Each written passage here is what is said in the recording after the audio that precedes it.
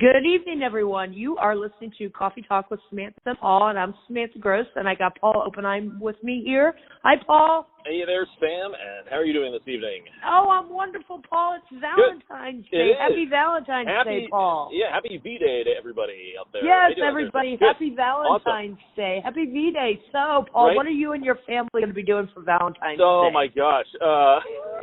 Like I was kind of chatting about what are earlier. you and Claire and the kids going to do? Well, it usually she works late tonight, so we usually postpone our day to you said something on the weekend. So we'll probably have a family outing tomorrow.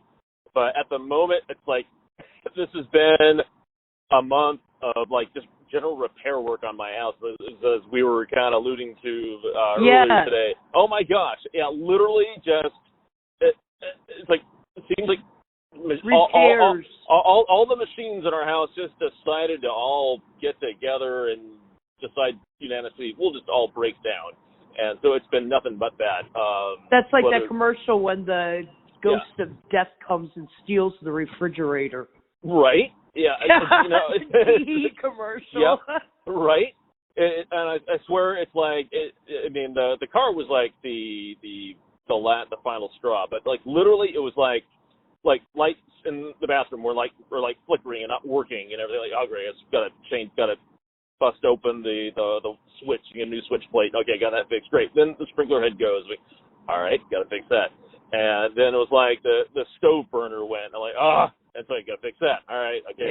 Yep. And that's dryer. Talking about that, the dryer knob, right? Oh, the dryer knob with the pliers. Right, exactly. Yep. And I'm using a pliers now to fix that thing. Pliers oh my gosh! Just like back in the '80s, Paul. Oh my gosh! It's like as soon as it's like the moment any appliance warranty expires, it seems like everything it just bursts into flames. Oh, I know. Well, Paul. You and I, we both have had car things going on. Yeah, what was your car conundrum? Nope, you still there? Sam, can you hear me? Hello? Yeah, I'm still there you here, are. Paul. Oh, okay. Oh, very good. Okay. Oh. Yeah, I'm here. Okay. Hold on 1 second, everybody. I'm having technical difficulties. See what I'm talking about? There it is, the next machine to break down.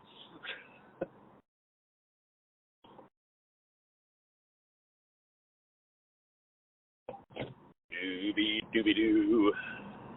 Okay, there we go. Okay. I got it back on. We're Sorry, back. everybody. Technical difficulties here. But anyways. Right. So, see, there goes with electronics. See? Another electronic. But you and I, Paul, you and I on Valentine's Day, we kind of did the same thing. You got your engine back in your Optima, and I bought a brand new car.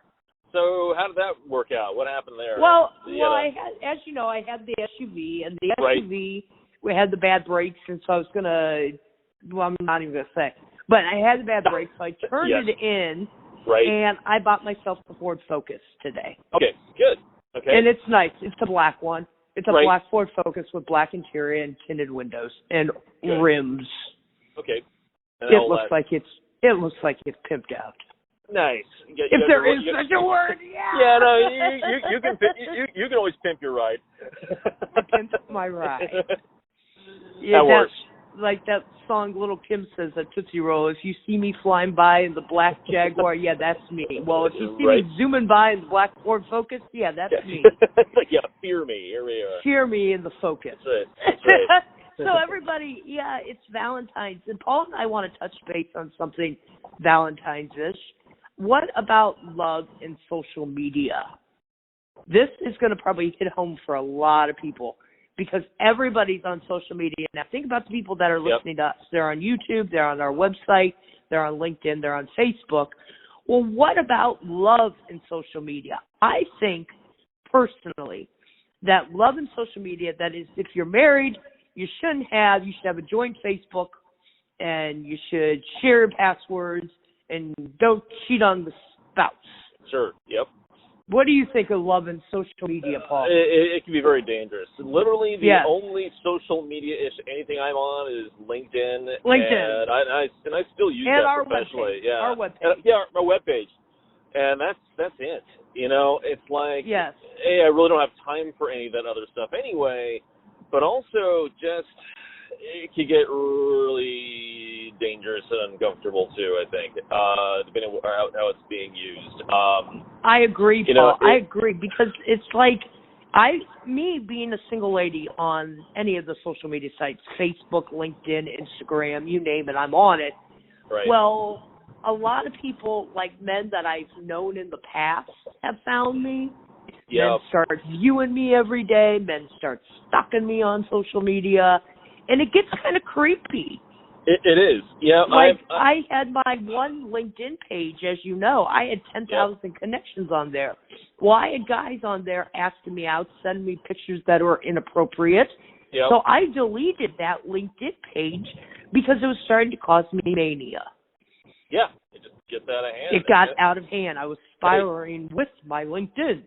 Yeah. It's like, it's almost like unnecessary added grief. You know, it's like, yes. You know, it's like once upon a time that was never even dreamt of as being an issue. It's like literally, I just even remember just even email itself. When that first came into being, it was sort of kind of cool, I guess, and everything. And now it's almost like another electronic mouth to feed, in the sense that it's like, okay, it's one more thing I have to check. It's one more thing I have to check. And same thing with social media. Even if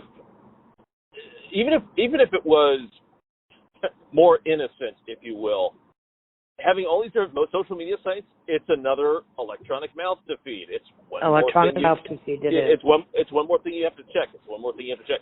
And I've also found that even if we set aside the weirdness factor of stalking, let's just say it was. I know most people aren't stalked on social media, but right, I am. But let's just say that even if that isn't the case, and it just okay, the fact that it's one more thing you have to check, one more thing you have to check, it's like temptation, right? Temptation to look up your old spouses.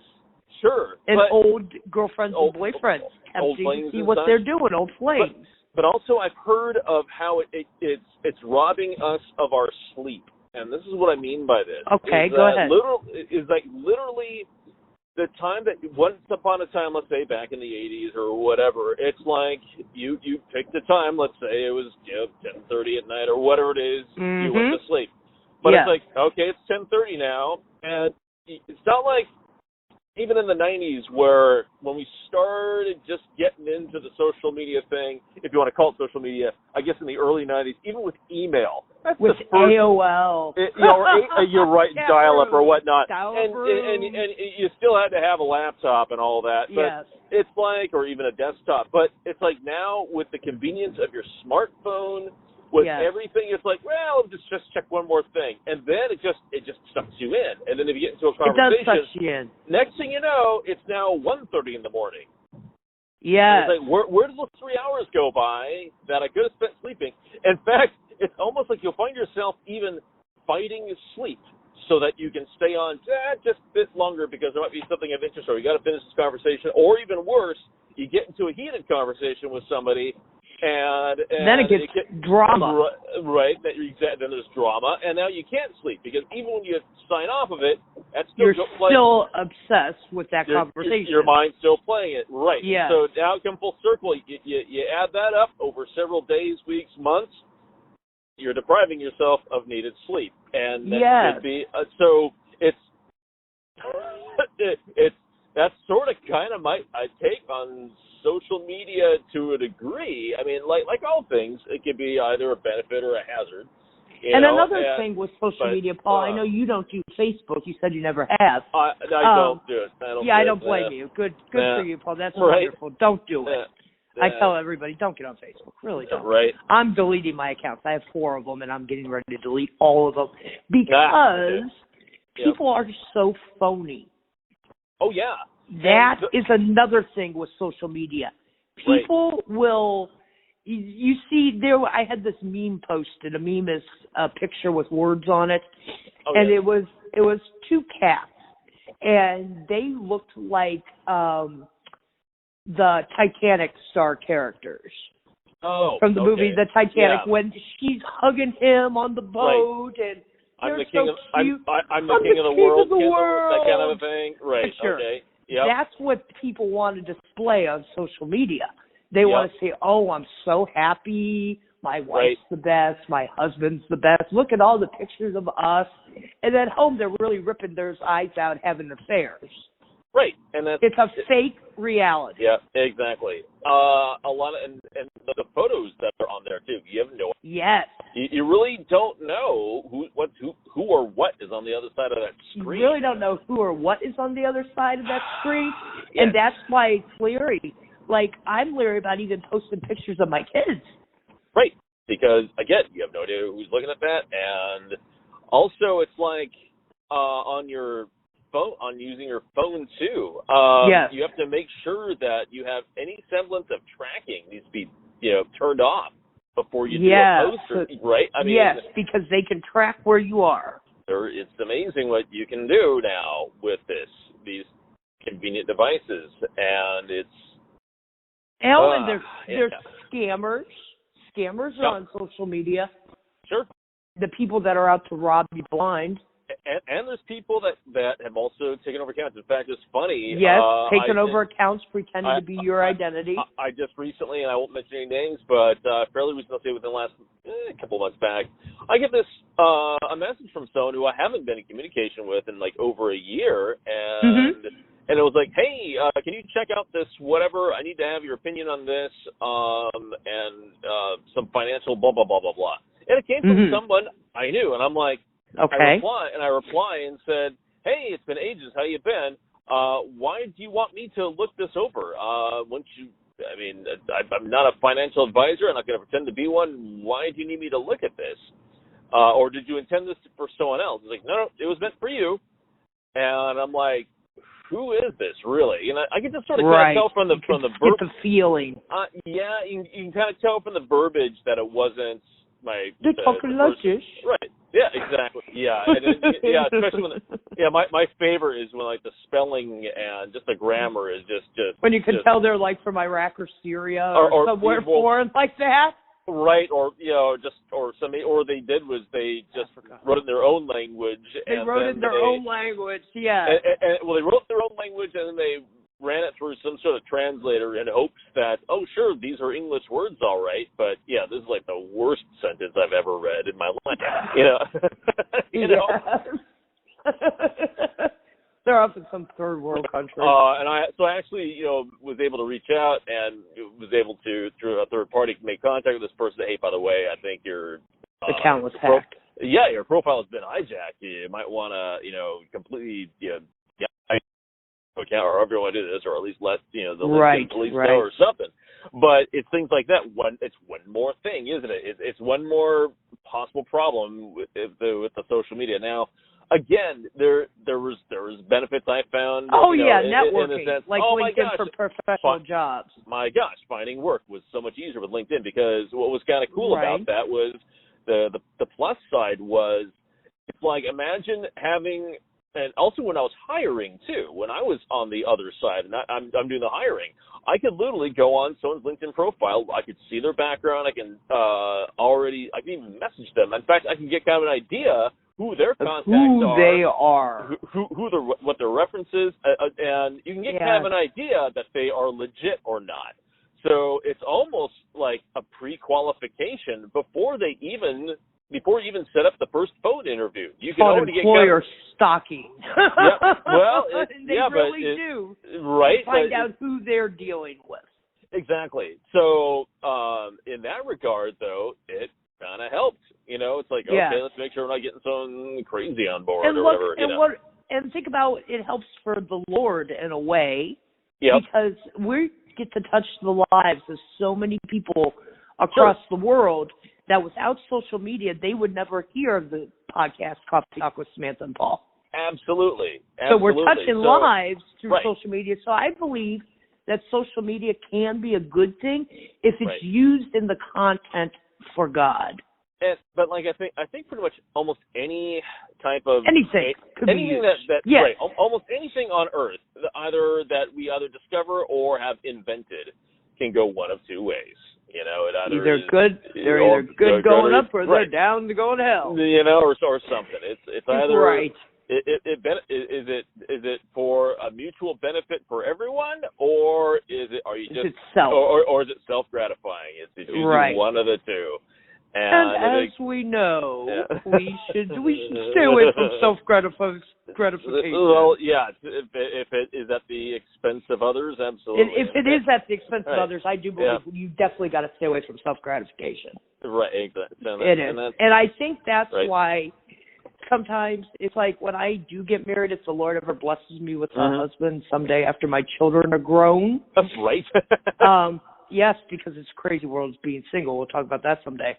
Yeah. But I want to wait till my kids are grown before I get married. But that's a different subject for Love and Valentine's Day. Sure. Anyways, what I was saying is with social media now, they have dating sites on social media. Oh, sure. I mean, they have like everything on social media now. And that's creepy too, because it's like I'll go on a dating site and, I just talk to people, make friends, tell them about God, go on a date, whatever.